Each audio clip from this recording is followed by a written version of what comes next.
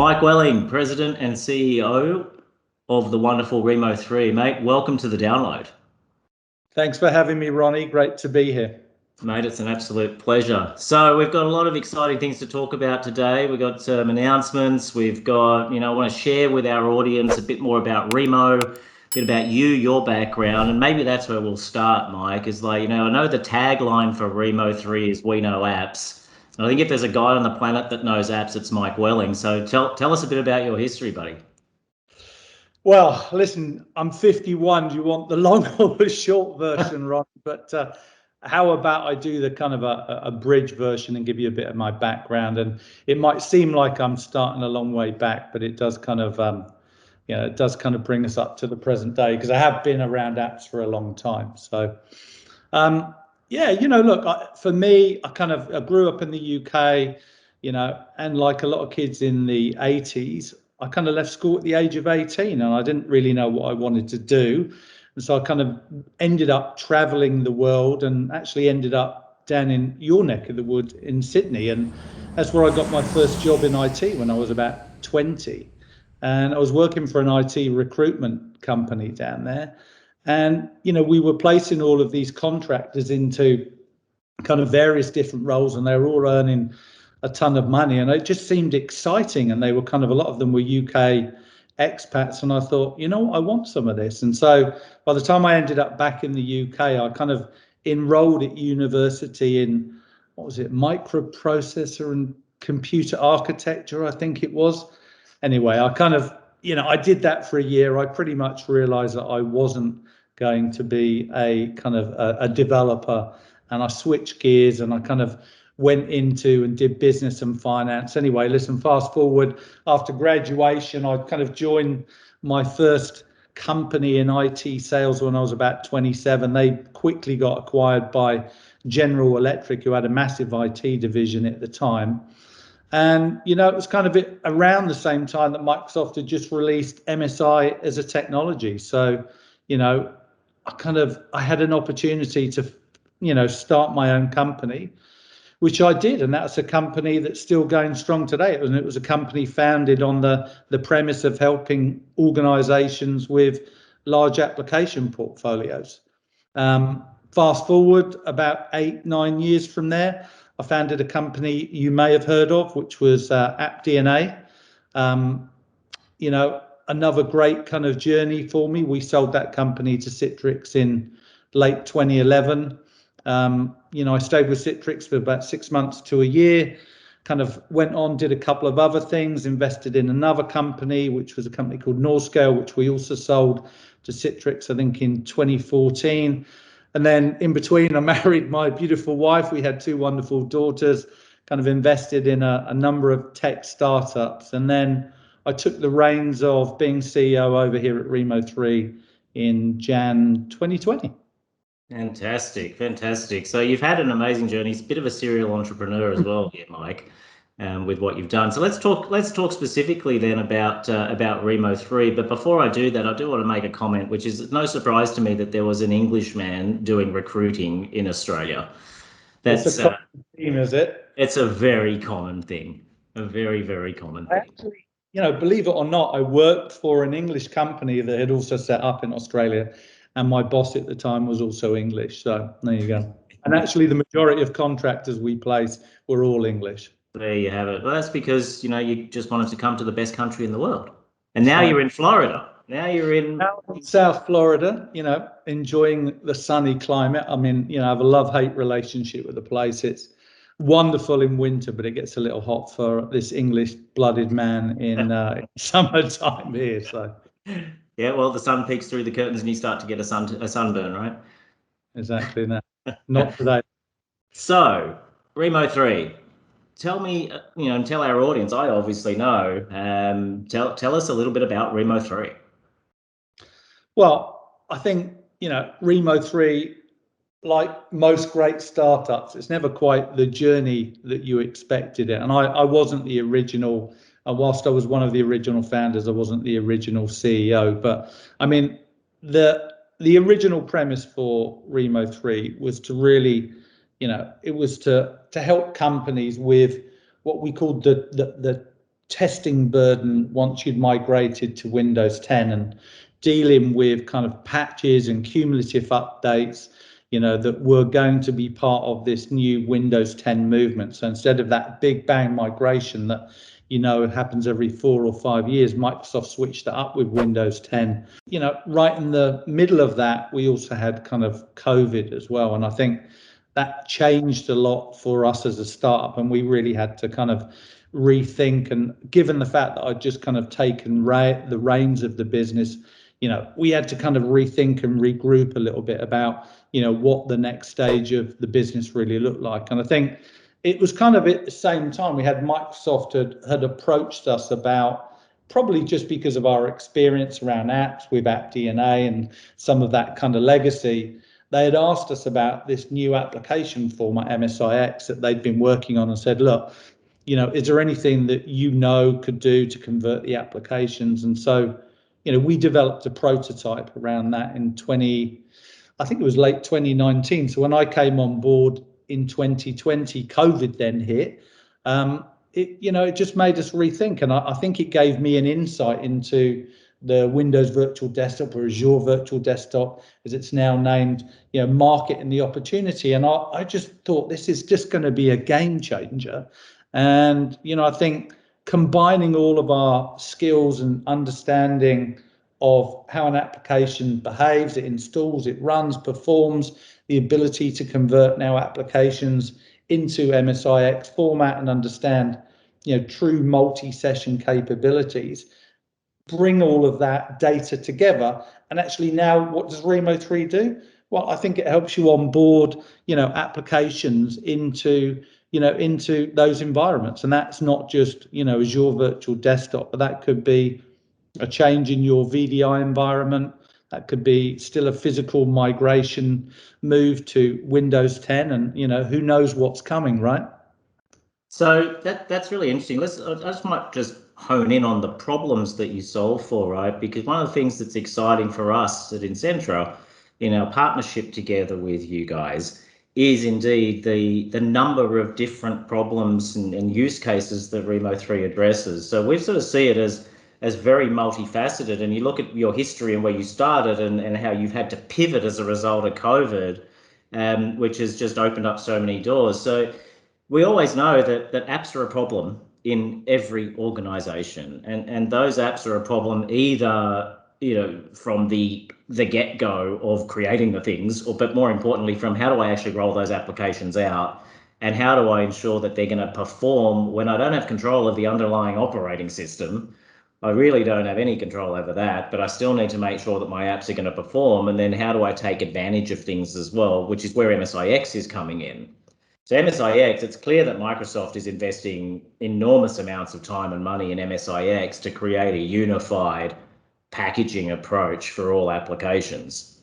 So an organization today will get a baseline operating system update, be it the cumulative updates or one of the Patch Tuesday kind of updates. And now they have to make a call as to how do they roll that thing out and ensure that all their apps are working. And that's one of the use cases that you guys hit really nicely, is that ability to look at whether the apps are going to work and perform in the same way or better or worse. What is the performance implication of the underlying operating system as it relates to the applications? And I think that's what's super exciting in your testing side. But now with App Attach becoming generally available for Microsoft in the WVD space, that's becoming super important for users too, to keep the apps detached from the operating system, right? So then that's where you guys play in the ability to analyze the app's capability to convert and then do the conversion and then the ongoing testing, yeah? Yeah, I mean, I think, there is a whole step process that needs to happen, which is, first of all, you really want to understand if that app can work in that, that WVDA, VD. I'm still kind of getting used to that change, but, in that environment, right? I mean, you might have a one build where that application could work well on, and actually, it might not work great on, another build. So we test that in advance of looking at it. Then we test if the application can perform well. So we look at, that performance data. And then we look to see if the application can be converted into an MSIX. We'll then do conversion. We use some of our own technology. We use some of Microsoft technology. And then we test that application to see what the conversion was like.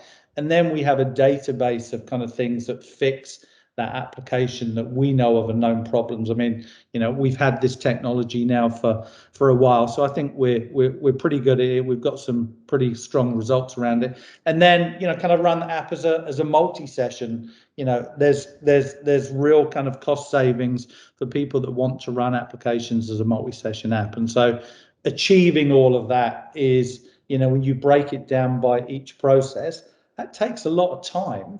And actually, most people are never going to do it. And I think that comes back to your point, right? I mean, apps are difficult. People are, I always say we know apps, and it's because I think apps are one of the quite misunderstood. They're always the thing that gets left to the last minute.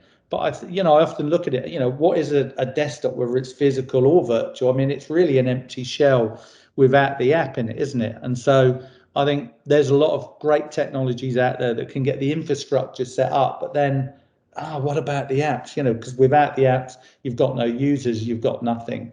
And I think that's where we come in, and collecting all of that data about applications, bringing it together and going, look, if I've got a portfolio of 1,000 apps, they're not all going to go into my virtual environment. I mean, some of them I still need to run locally from a physical perspective. And so which ones, right? I mean, how do I determine that? And how do I know they're going to work on this build and that build? And so, what we've tried to achieve with RIMO3 is collecting all of that data, all of those data points, bringing it together and bubbling that up into information that's kind of can be consumed for, desired outcome or informed outcomes. Okay, so we've got the use case of I want to convert my apps because I want to take advantage of new functionality. We've then got the use case that's independent of that one of how do my apps perform and how do they perform in different environments? How would they perform if I was in a VMware or Citrix or AVD virtualized environment? How do they perform on different operating system versions? How does that work compared to one another? So now I can work out which app I run in which platform, which is going to give the best end user experience.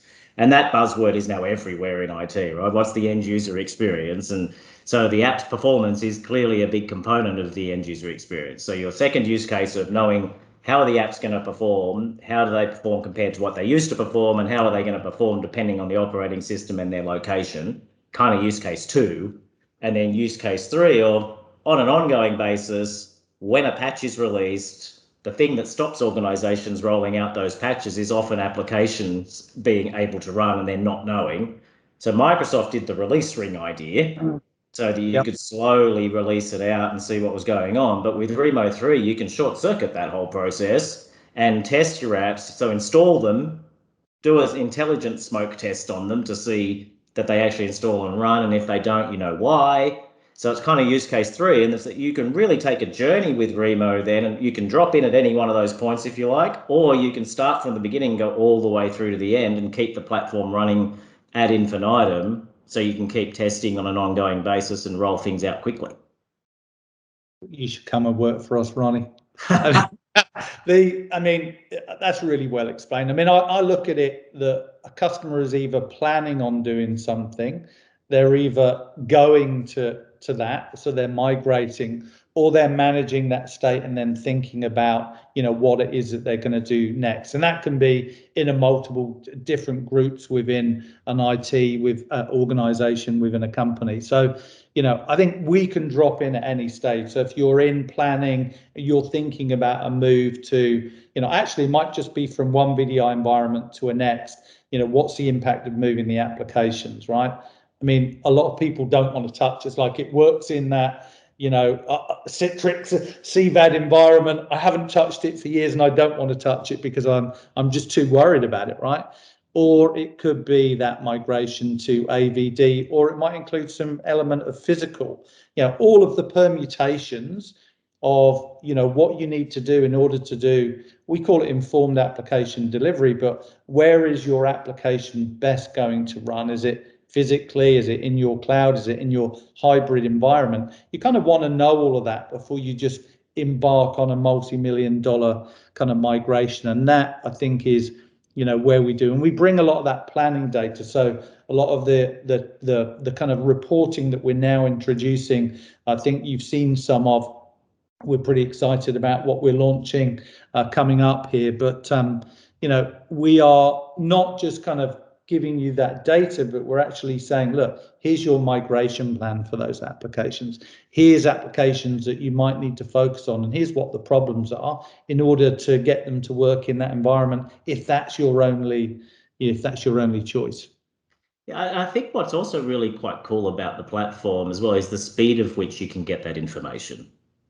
So without an automated approach to do that analysis and to understand it, it takes days, weeks, months, depending on how many applications you know an organization's got. If an organization's got 500 apps, the amount of time for each app to firstly try to convert the thing, secondly then test it, thirdly to determine does it work in multi-session, doesn't it work, which ones are going to work on, how do I install it there, check it there, etc. Like, you can see per app it could be days to weeks, and if you got 500 apps, and even if we take best case and say it's like 3 days an app, it's 1,500 days, you can see why organizations go, oh, it just works, I'm not going to touch it. And you can see how then RIMO will unlock their ability to have some flexibility in what they do and to modernize as well.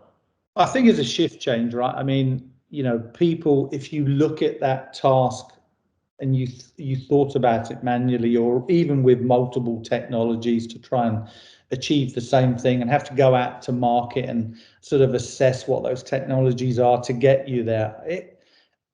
I mean, that's a challenge for someone that knows apps, right? And has done, thousands of app migrations for, enterprise and mid-market customers over the last 20 or so years. So, the problem that we really wanted to get was, whilst we started life as this testing platform to do this automated, and I'm glad you used the word intelligent smoke test, because I know lots of people are saying, well, we do automated smoke testing, but what we did is we actually developed a patented technology that really goes so many more steps deeper to understand and look at the behavior of an application when you smoke test it. So, by bringing that kind of data together, we were really able to kind of, provide that kind of ease of bringing all of those different migration needs together and going, great, we've got it all in one platform. I can look at my apps, I can assess them, I can test them, I want to go here. And you can really choose. I mean, you've seen it. You can go, I'm currently on this platform, I want to test it against this platform. And actually, I want it to be contextually relevant, right? So what does that mean? Big enterprise customers are not just going to take a vanilla version of Windows 10 Enterprise 2004 or something. They're going to want their own version of that. And that contextual relevance is really important, because we connect to their backends, we look at that, we import that. And so we're doing relevant testing that is absolutely contextual to them and their environment and their applications. And I think that's another major differentiator. Tell us more about the intelligent smoke test and your patented technology. Well, patent pending technology, patent pen, you say potato and all of that. But look, without going into kind of too much detail in terms of the tech, but it really takes it to the next level. So a smoke test is, we install it, you kind of run it, and then you uninstall it, and you look to see if the application has kind of performed. What we do and have built over the last kind of 2 or so years is really a set of algorithms that add in addition to that really take that and extend it significantly further. And so when we install an application, we're hoping to get in the region of kind of upper 80s to early 92% of capturing everything that we absolutely should. And as you know, we also have something coming down the line, which we'll talk about a little bit later, which I think is going to significantly improve that as well. Yeah, that's great, and we will talk about that because it is the roadmap of Remo and the roadmap of any software vendors. When people are looking at moving into a different type of tech, they're always interested about what's next. But just we spent a lot of time talking about Remo 3 in the context of virtual environments, and we do talk about running it in physical, etc.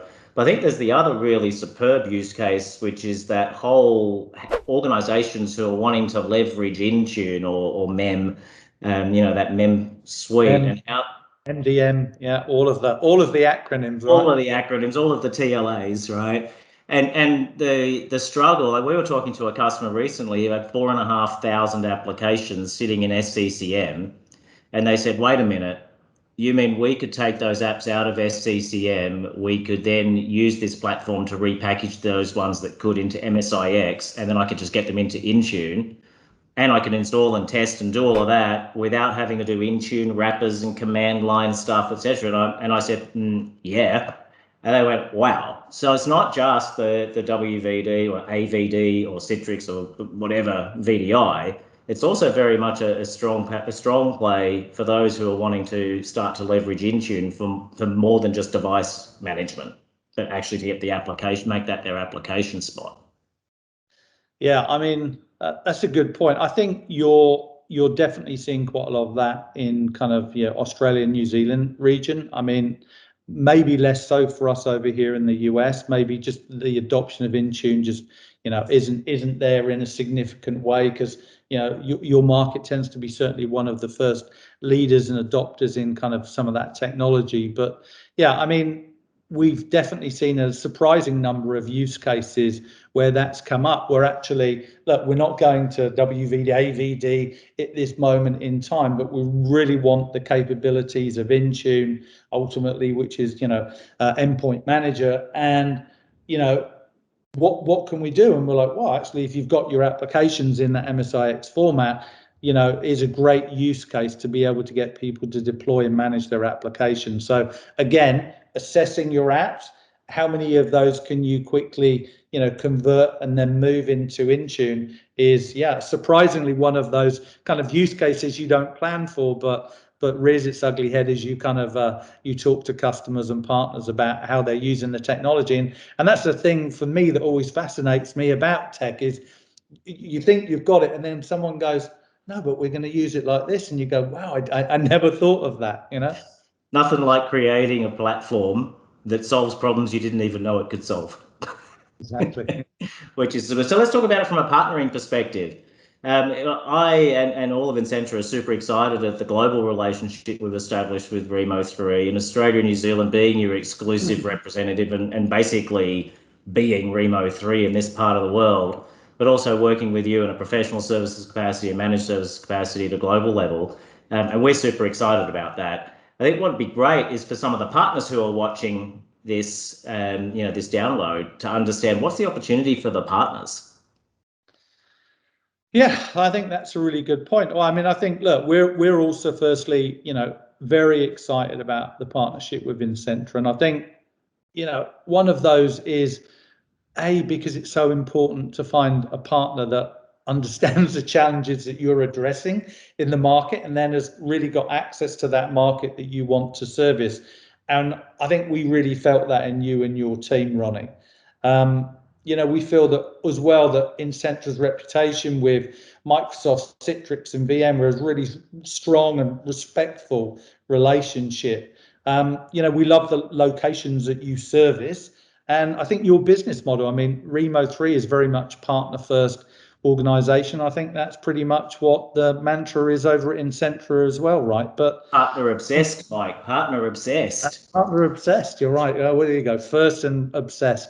But I think, for partners that are out there, the challenge is, and I've seen that from my days of running a consulting business is, the challenge for partners is that they're always trying to build out a managed service offering, right? That you can provide value to customers as well as maintaining that recurring revenue stream. I mean, from my days in Camwood, we really had an internal saying, which is, there's three guarantees in life, and that's one, death, taxes, and the project's going to end, right? And so, when you're running a business and the project ends, you've got to constantly fill that bucket up with another project, and it's tough.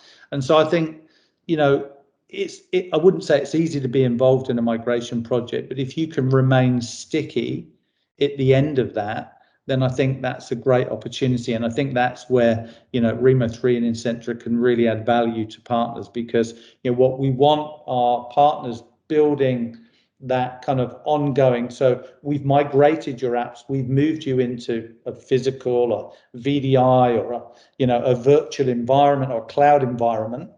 How do I then manage those apps, right? So we know we're going to have change to the OS. We know there's going to be patches every Tuesday or critical updates. And through automated testing of that, you can see what breaks. And so building a service like that for customers, they want that insurance policy and they want that comfort. And I think that really is where, you can remain relevant with your customers for, quite a sticky managed service. And I think that's exciting. Yeah, and I think what's interesting too is if there's a number of MSPs out there who deliver a patch management service today for their clients.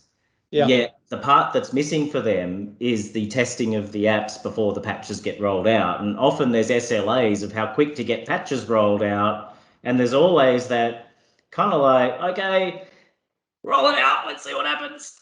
And then you don't really know. But if for those partners who have an existing patch management service, to introduce RIMO3 in there and be able to now go to their customers and say, hey, we roll out your patches based on what we've agreed is your schedule, either release rings or just do it. But now what we can do is test everything before we roll it out. I think that's a huge value to take what is an existing service and put it on steroids.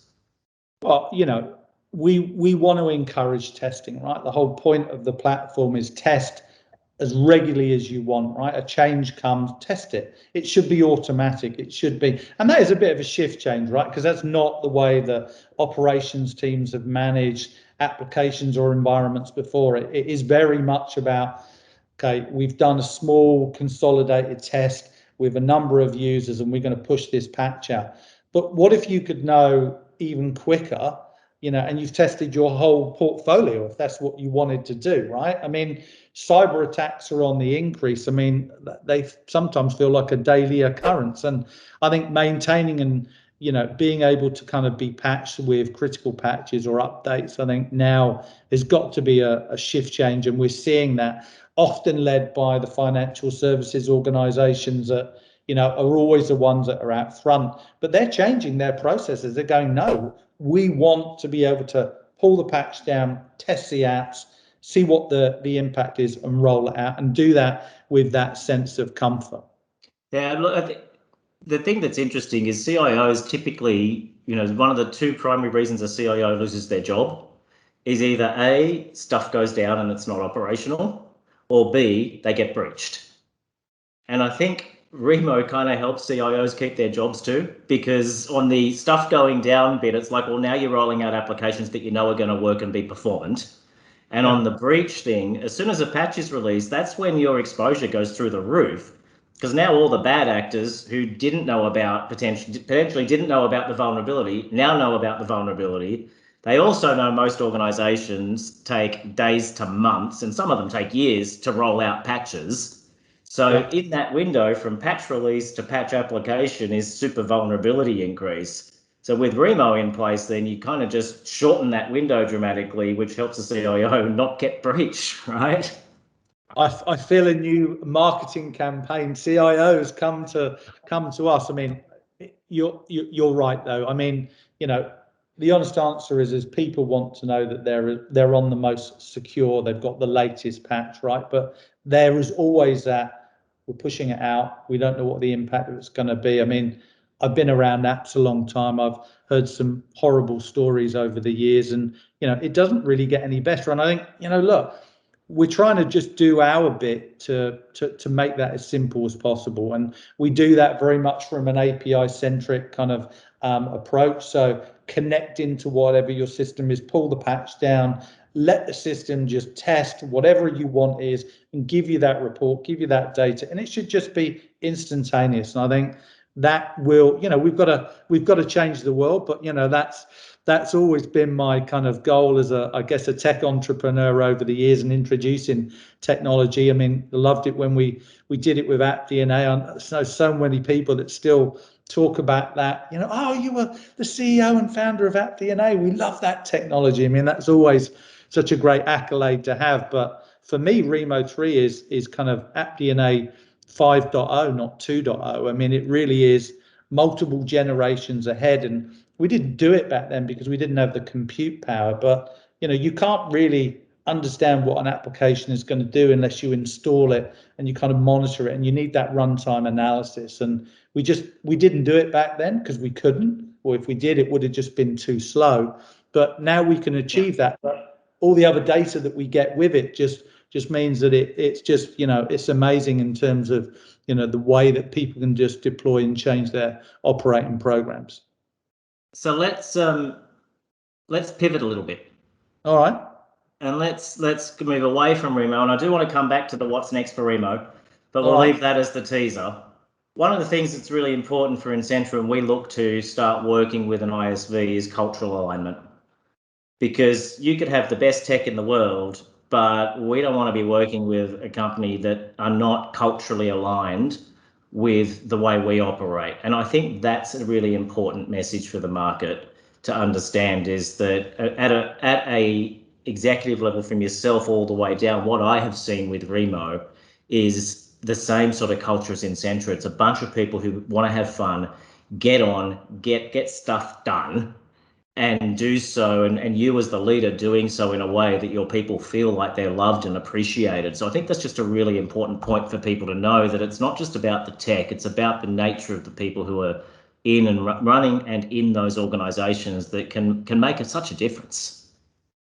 Yeah, I mean, I guess I've led a number of companies over the years, and you always think that you're going to recreate what was before, or you hope that the energy that you had before would kind of morph its way into that new company. But every company, because everyone, more often than not, it's with a new kind of team and all of that. And it's exactly the same at RIMO. I mean, it's not been the easiest of journeys, because actually, last year was pretty tough for us. I mean, we changed a lot, and I think that was disruptive. And COVID just, we, like many companies, right? I mean, we just didn't know. But I mean, for me, I think our leadership and our culture has really kind of changed this year. I mean, the importance of constant innovation is something that I push every day, sometimes maybe a bit too much, right? But I mean, I agree with you, I mean, that kind of,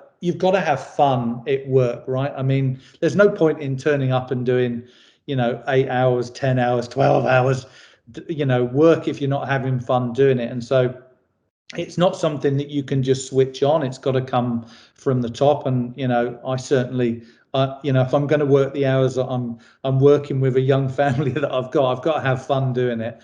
But it's important to take a breath, I think, as well, isn't it? And, we've just introduced over the last 3 months something we call Focus Friday. So unless it's a customer or partner meeting, no internal teams kind of conversations, and catch up, right? I mean, go for a walk, go do some yoga, catch up on all of your inbox, do some, take some time for yourself to actually kind of reflect, plan ahead. Because, I mean, I don't know, it's like you, I spend Monday to Thursday, pretty much back to back on Teams call, and it's just sometimes I can't catch my tail. So yeah, I mean, it's hugely important. But I mean, we had, for the first time, our US leadership team meeting. I think it was about 4 weeks ago, and I hadn't met a couple of these guys, and you imagine you're seeing someone, you're kind of getting to know someone. We did a 2-day offsite. I hosted it down here, South Florida, and it's so funny because you think you know someone, and then someone walks in and they're much taller than you expected them to be, or they're just their kind of quirks and mannerisms that on an hour's Teams you just don't get. And I miss that interaction. And of course, being a US and a UK kind of company where we've got teams in both places. That's hard to balance from a leader kind of perspective. I mean, lucky that I'm hoping that I'm going to be able to get to the UK in about 3 weeks and spend some time over there with the team, because I miss them. I mean, it's just not the same, is it? I've got to tell you, I'm missing our team in the UK and the US as well. I used to be there. I used to be in the US at least once a quarter. The UK once every probably 4 or 5 months, and I miss them. I really do. And I'm a hugger, right? And in Insentra, we'd say hugs are free, right? So I miss the hugs from the bunch of the people there, and we've grown so much over this time as well that there's a bunch of people. I'm going to have exactly that experience.